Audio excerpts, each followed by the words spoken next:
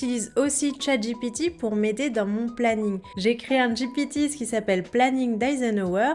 Et en fait, donc Eisenhower, je ne sais pas si vous connaissez la matrice d'Eisenhower. Le but, c'est de savoir si une tâche va être urgente ou pas vraiment urgente, si elle est importante ou pas vraiment importante. Et en fait, avec ça, vous aider à structurer votre semaine. Moi, par exemple, chaque vendredi, je vais me poser en disant la semaine prochaine, je dois faire la 3D pour tel projet, les plans pour tel projet, j'ai de la création de contenu, je dois aller voir un fournisseur et je lui dis alors cette tâche elle est importante, celle-là elle est importante et urgente, celle-ci, là.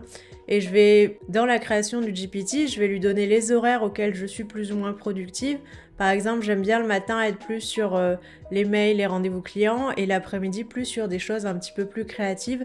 Notamment, moi j'ai un peu cette énergie du soir pour créer. Et donc je mets tout ça là-dedans et il me propose un planning. Et là on discute. Donc il me propose lundi tu fais ci, mardi tu fais ça. Et je vais pouvoir remodeler si par exemple il y a un truc qui me semble pas logique, je vais lui dire ah bah là attends, j'ai dit que j'avais besoin de 2 heures pour faire ça, mais en fait j'aurais besoin de 4. Refais-moi le planning dans ce sens-là. Donc ça peut être très utile pour vous aider à vous organiser selon vos priorités.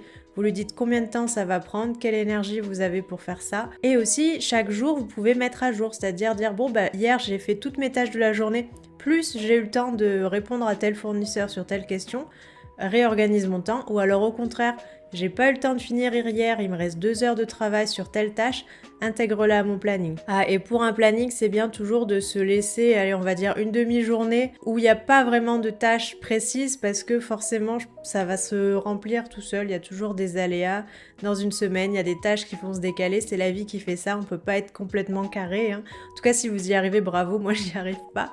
Et voilà, ChatGPT en tout cas m'aide à y voir un petit peu plus clair et à pas perdre trop de temps. Avant, je le faisais manuellement, d'essayer de me dire ok, alors le lundi, je peux avoir un bloc de 4 heures pour faire ça.